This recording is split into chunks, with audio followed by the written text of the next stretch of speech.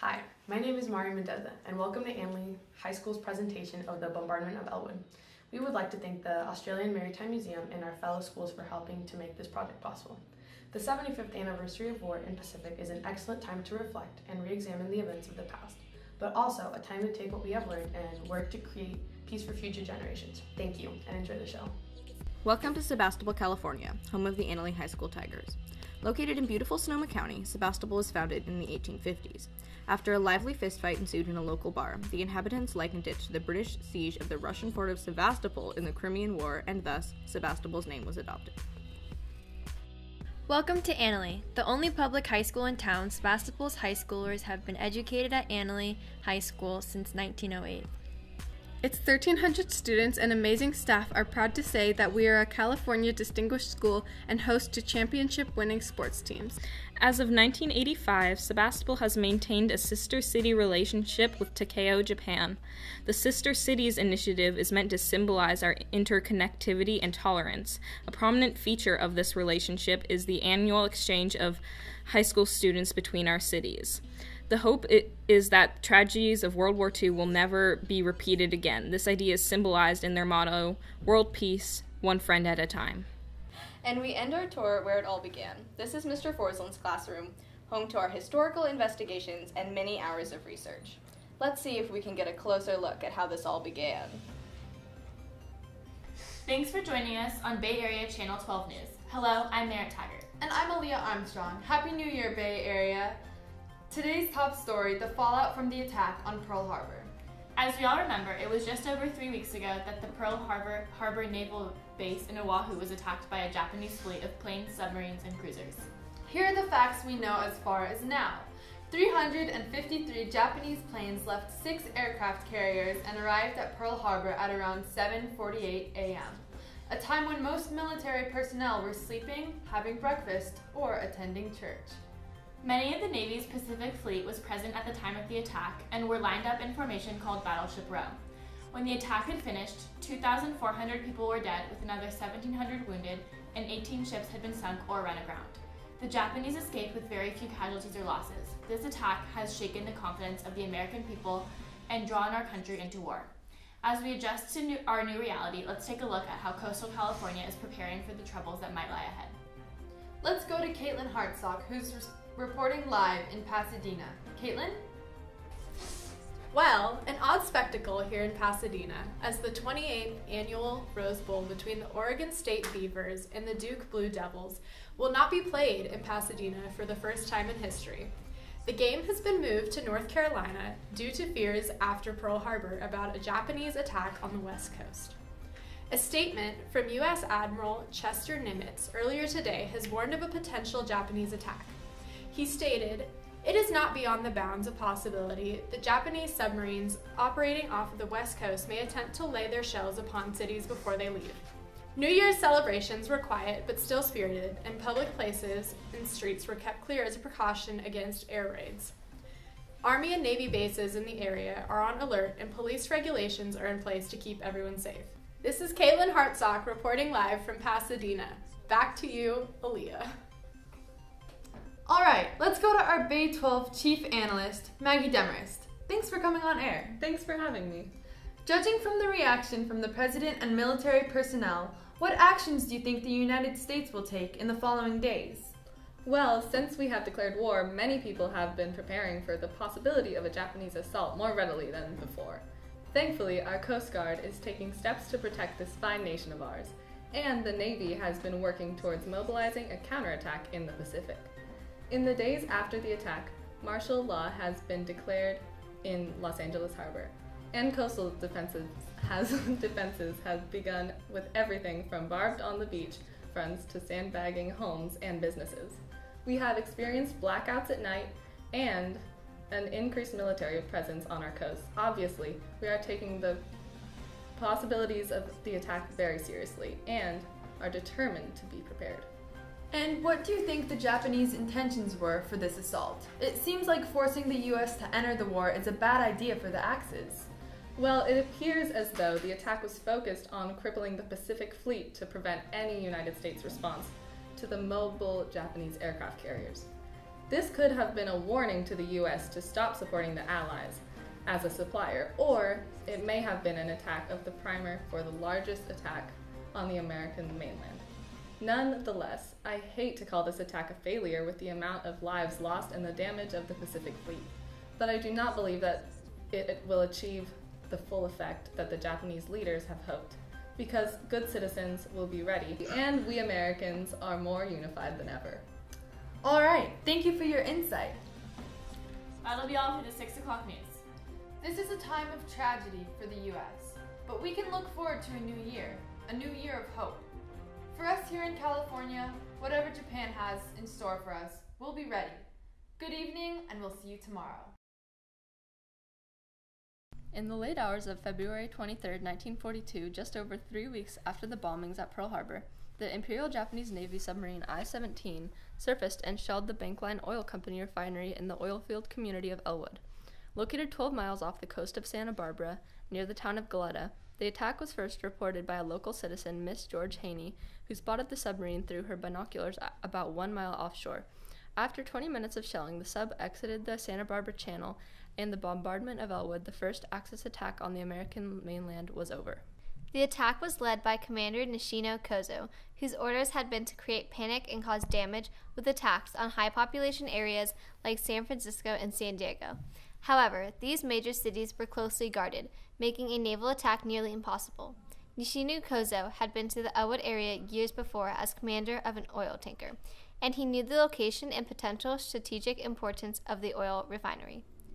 In spite of the fact that it was impossible to launch a large invasion of the West Coast due to Japan's resources and manpower, in the aftermath of the attack on Pearl Harbor, many people had fears of an invasion of the American mainland. For those citizens along the Santa Barbara coast, those fears may seem to have been realized on the evening of February 23rd. Rising from the depths of the Pacific, the Japanese submarine surfaced and used its 5.5-inch deck gun to fire approximately 16 to 29 shells towards the coast of California. 3 of the shells struck the primary target of the Bankline Company oil refinery. The only damage there was done to some rigging and pump equipment for a well, located about 1,000 yards inland. 1 shell overshot the target by 3 miles and landed on a ranch, where it exploded, and another landed on the nearby Staniff Ranch, but failed to explode. One local inn-owner reported, quote, "We heard a whistling noise and a thump as the projectile hit near the house," end quote.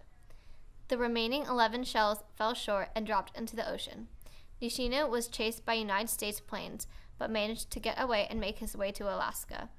The actual physical damage done by the attack was minor, but although the commander had settled for a small attack, he most likely would have been surprised and pleased at the large-scale fear and paranoia that his actions had unleashed.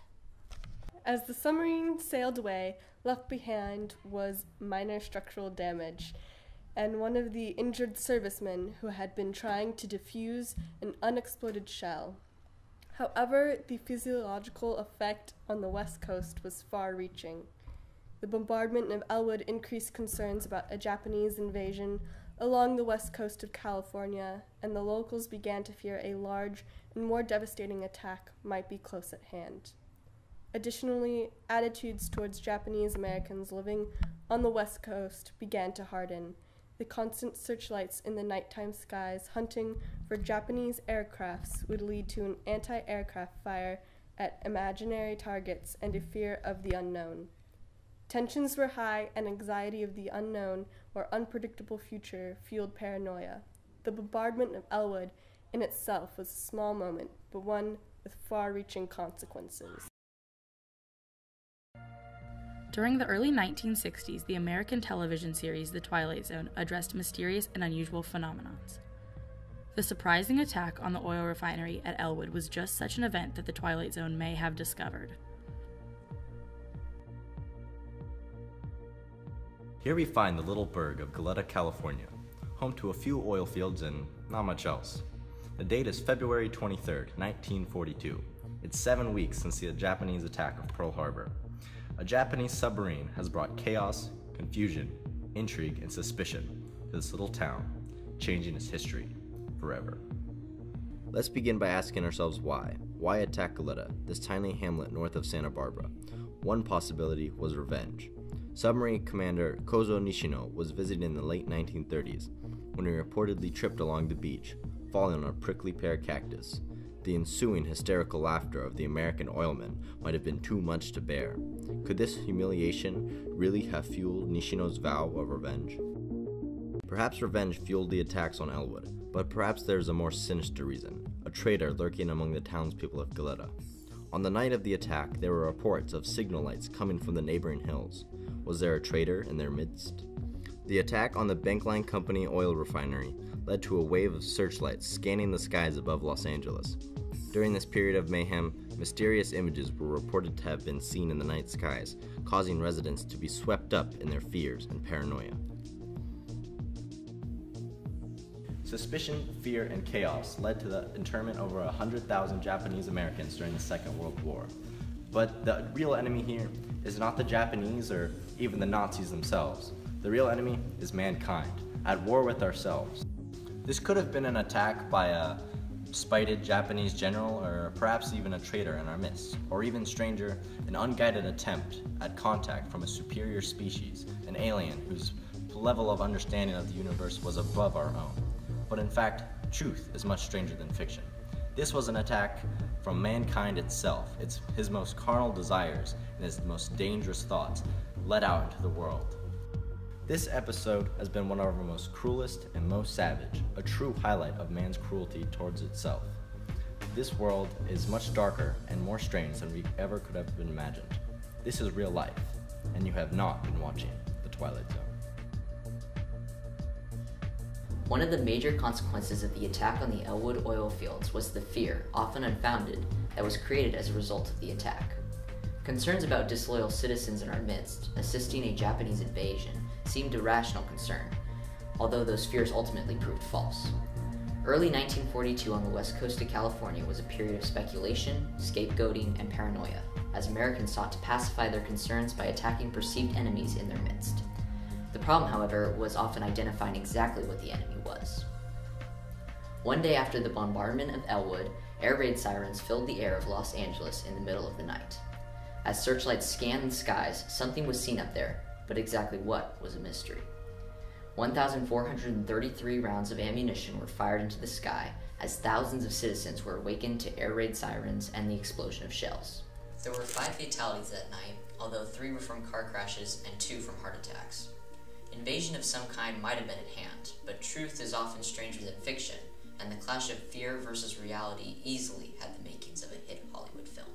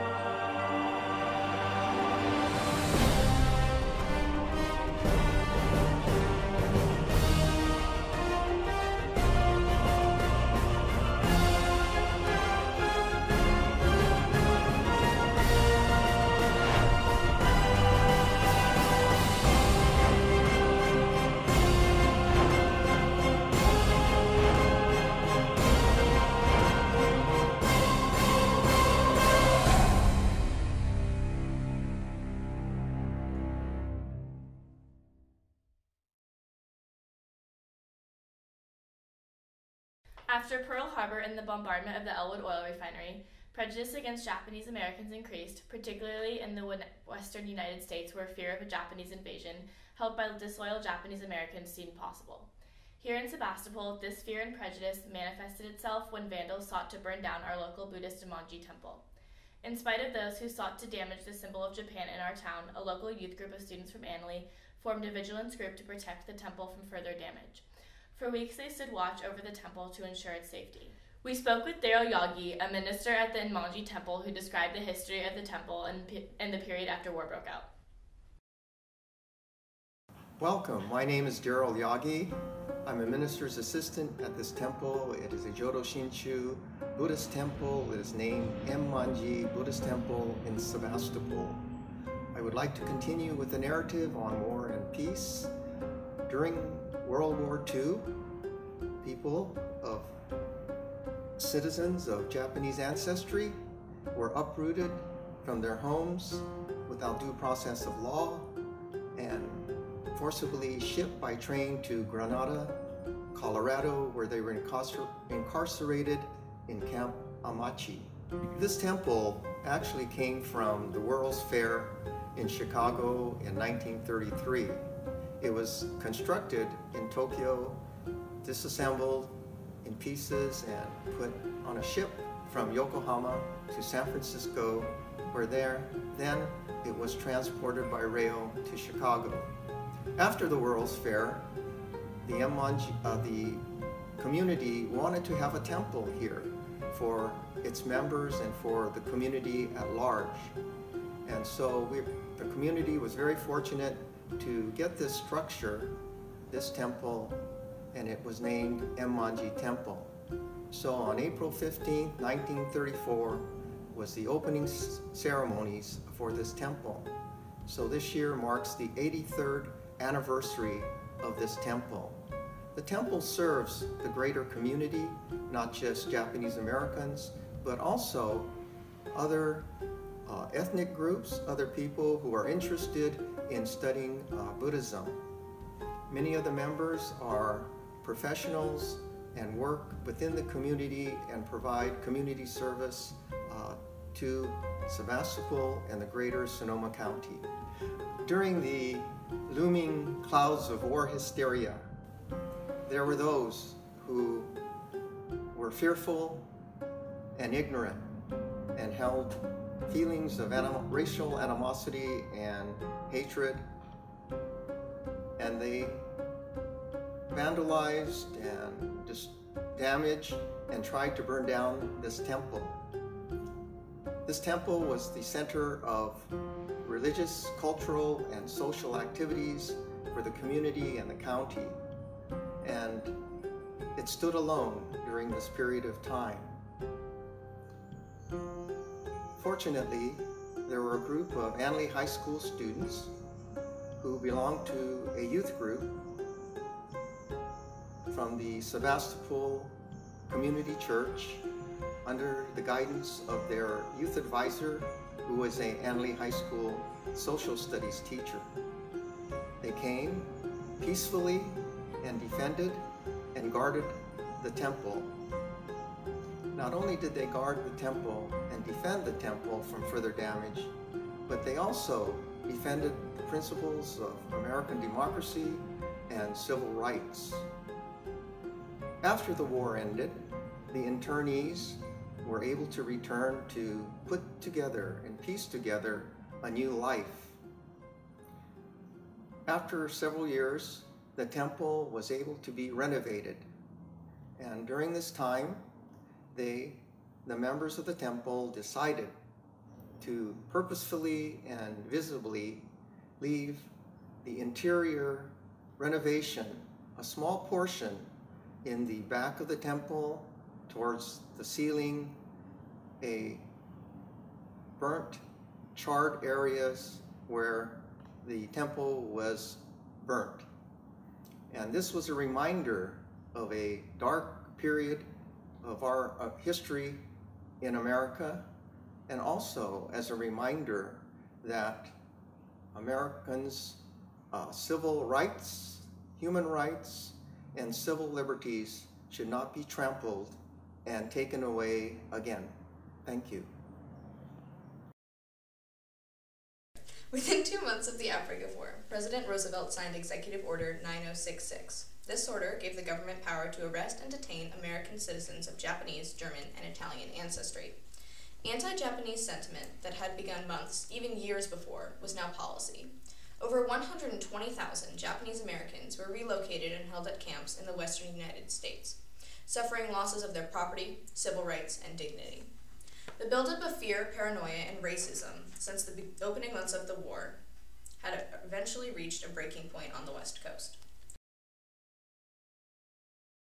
So, thank you for coming in. Welcome to Annalee High School. Could you please describe your family history in the United States, and specifically on the California coast and in Sonoma County? Sure. I'm a third generation in the United States in Sonoma County. My grandparents came over basically in 1906 from Japan, and then so my parents were born here, and my kids went to Anley. Oh, that's really cool. I didn't know that actually.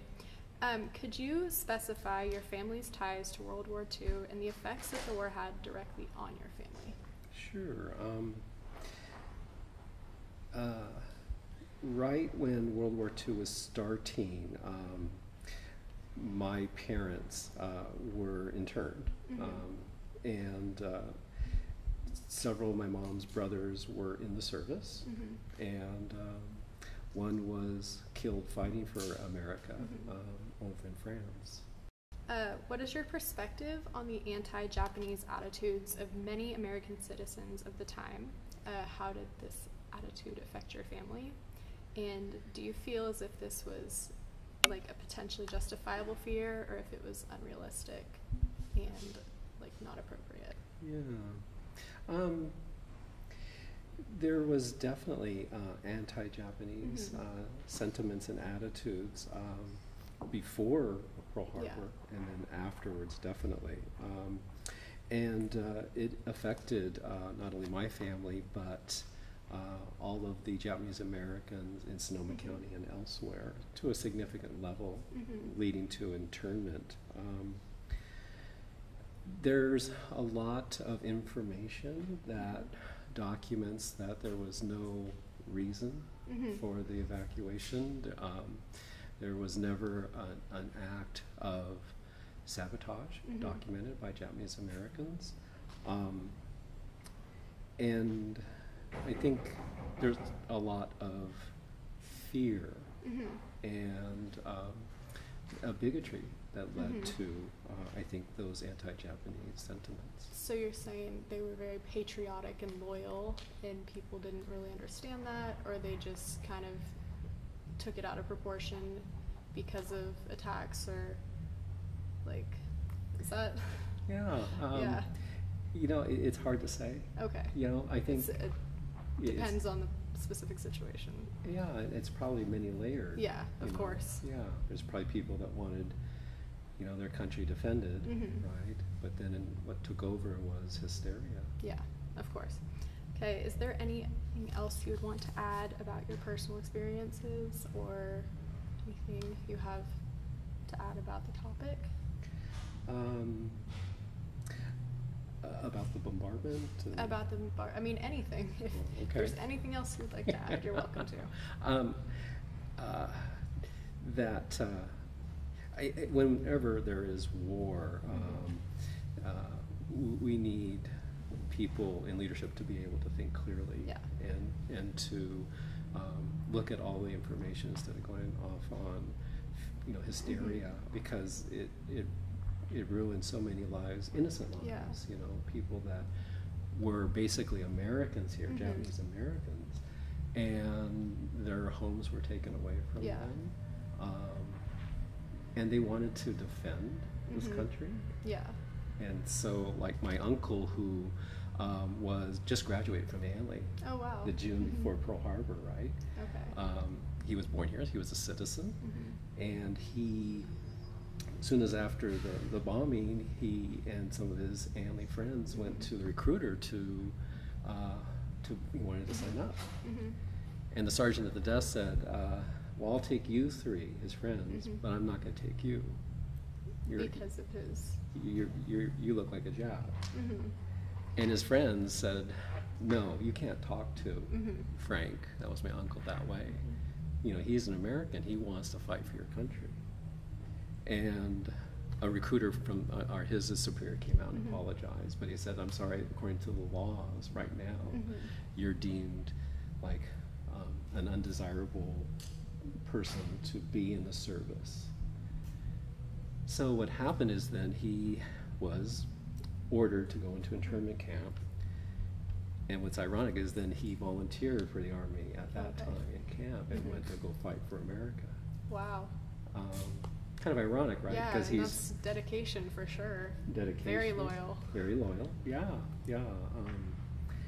And lastly, I think one comment someone said, advocating for the people to be interned was, well, this is for your protection, because there was a lot of people wanting to hurt Japanese Americans. Yeah.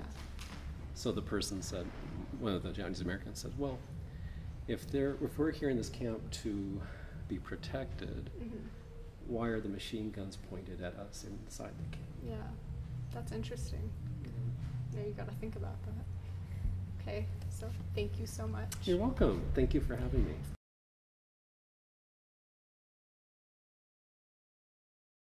The bombardment of Elwood was the first Axis attack on the American mainland during World War II.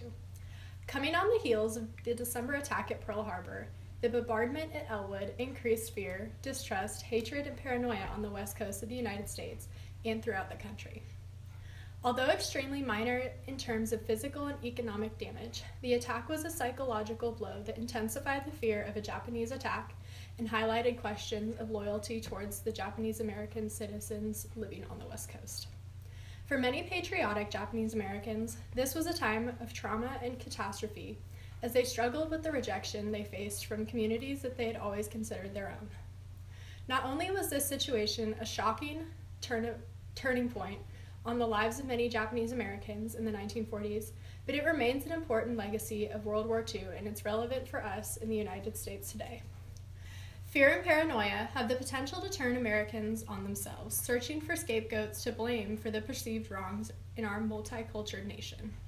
The 75th anniversary of the War in the Pacific is an opportunity to not only re-examine the events of the past, but a chance to examine how our actions can impact current citizens and future generations. The bombardment of Elwood may seem like a small event in the history of World War II, but these seemingly small moments can often take on great significance. We hope that you have enjoyed our presentation on the bombardment of Elwood and feel like you have learned something new about these events and how they might connect to us today. It is investigations like ours and all the schools participating in this project that emphasize the necessity of fostering acceptance, understanding, and peace for the future.